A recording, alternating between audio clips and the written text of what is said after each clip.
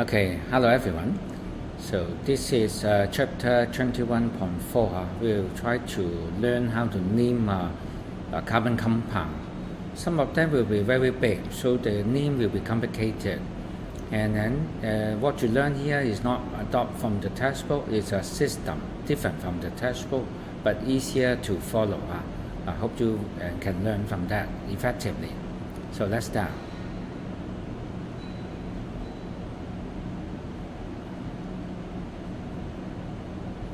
Okay, now here is the example of that.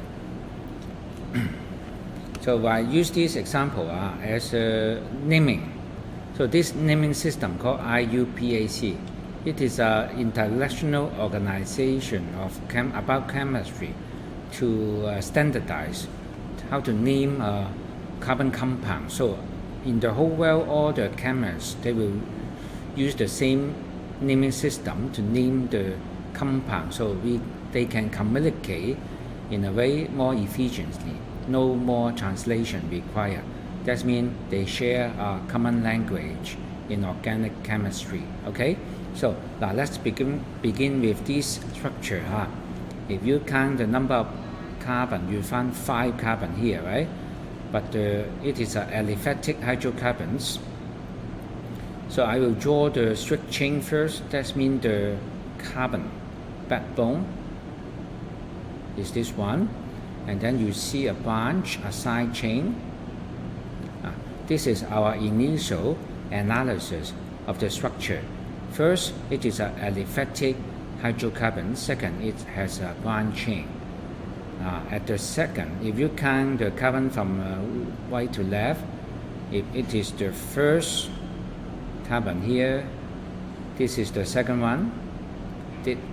This one next to it will be the third. The last one at the left hand side will be the fourth carbon. And then you find at the carbon 2 you have a side chain. Okay, so if I change it to skeletal formula, then you will find the structure will be look like this, right? Again the end will be a carbon, right? So the end of the line will be a carbon. The turning of the line will be another carbon. So here 5 carbon. So all other bonds for C and H will be omitted in this formula. Okay. So then how to name? Then to name it, the result is this one, right? Called 2-methyl butane. So I will separate this word into 3 parts. One here, and then one here.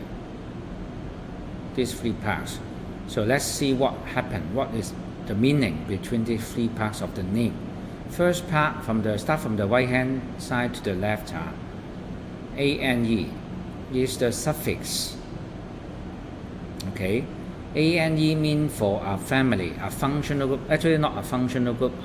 Homologous series called alkane. ALKANE, alkane. The suffix is the last 3 letters of the name of this homologous series. ANE means alkane. Alkane is this saturated hydrocarbon.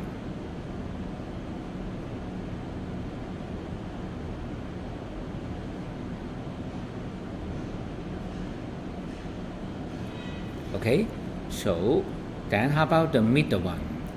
The woods. The woods is the middle one. BUT. BUT means 4. BUT means 4. What 4? The parent chain has 4 carbons. Which one is the parent chain? The longest strict chain is the parent chain, the longest strict chain.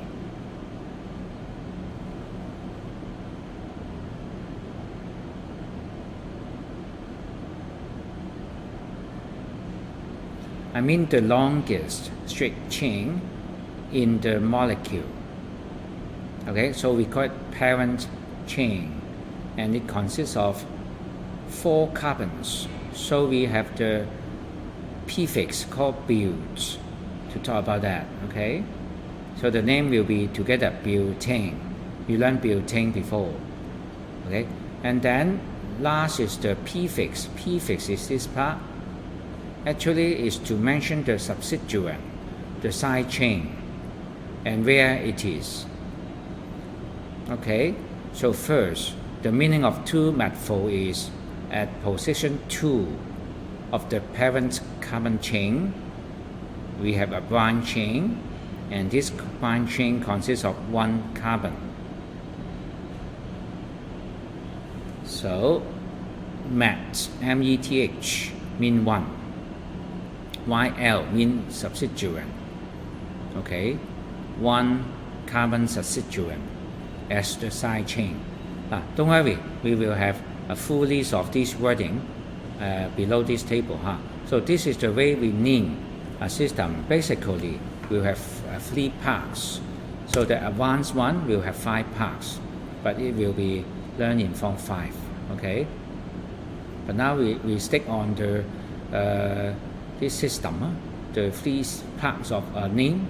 First, again, the suffix, the end of the word. We start working with that. We try to identify the functional group of this part. If it has functional group, then use the name, the suffix of the functional group. If there is no functional group, it is alkane, it is a saturated hydrocarbons, then use ANE. And then the number of carbon in the parent chain. Parent chain is the longest strict chain of the molecule. So different number will have different prefix. For 4 will be built. Okay, the last one you do is to solve the name for the substituent, the side chain here, right? Side chain. It is a 1 carbon side chain, so called methyl. And at position 2, what position? At the 2nd carbon of the parent chain. Okay, so the counting is we choose the smaller number as the position, not 3 not is 2. If you count from left to right, this carbon will be position 3, but we will choose the one with smaller number, smaller value of the number. Okay, now let's go down to the second part of this of the table. You get more details of what we do. So I need you to memorize the suffix for them. But for Form 4, you just need to learn 3 functional groups. So they are alkyl, OH, and the spell as ALKA and OL. The suffix is the last 2 letters, OL. So OL is the suffix. If you find a compound with this functional group, then you put this first, OL. We work from right to left, remember, from right to left. That means we work out the functional group first, we write it down first, right? So if you identify and it is an acid, then it will be OH acid.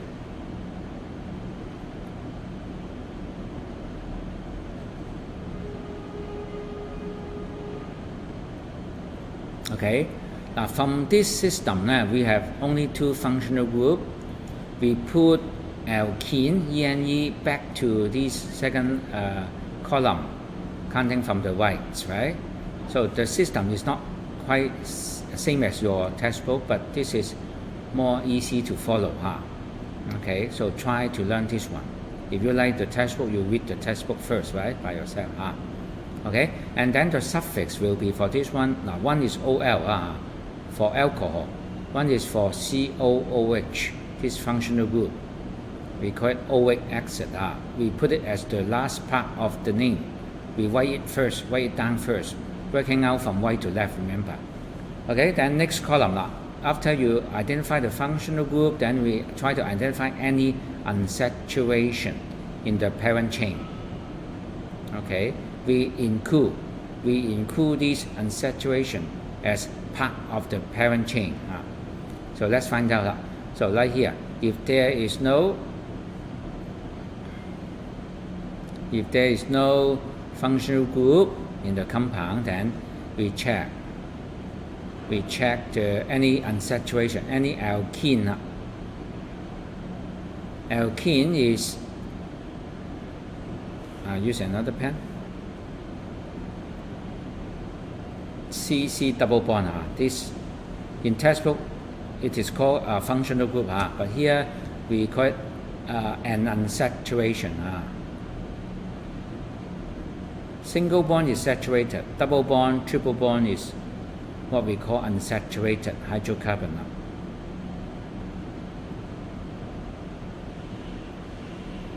Okay, so then if this compound get more than one place with unsaturation, then we will tell them how many, right? If you have 2 unsaturation, you write di.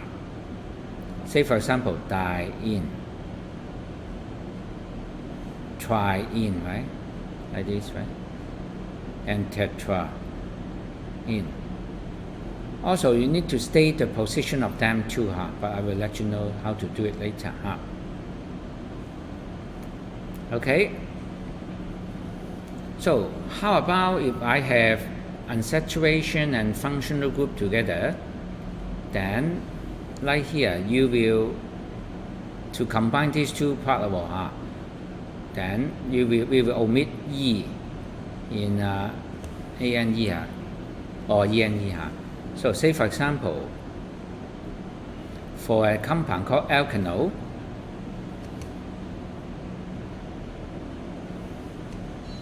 like this structure, like this, I draw a structure here first.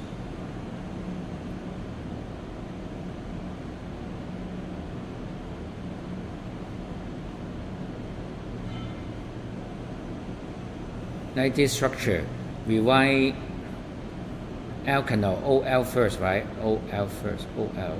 And then we have to check any unsaturation. No unsaturation, then will be ANE, right? But you know, together we have 2 files. Here is not difficult to pronounce, right? So we will omit the E of ANE. So together, these 2 parts become ANOL, anno. Okay? So, suppose you have unsaturation, like here. Like this case. First, I write the functional group first, follow the table, right to left, right? Then the functional group, I write OL first, and then I check for unsaturation. I have unsaturation. Then I write ENE, right? To combine this word, I will omit E, and then to combine, they will be inno. So this is the last part. Last part, the suffix part. This is the suffix part. This part here.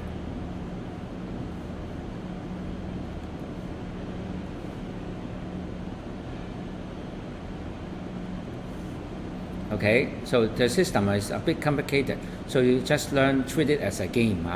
So we learn now already the suffix part, how to give name.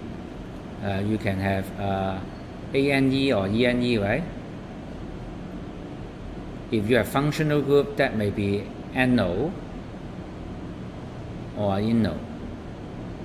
If the functional group is OH acid, XCOH, then the possibility, I write all the suffix here, anoic acid or enoic acid.